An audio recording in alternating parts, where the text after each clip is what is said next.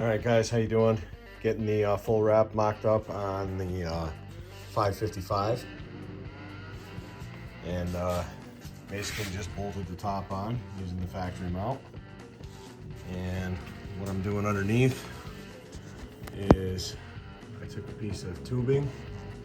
I used the factory retainer inside the hole, and I'm taking a metal plate and I'm going to weld that to this piece of conduit, and then I'll drill 2 holes through and bolt it.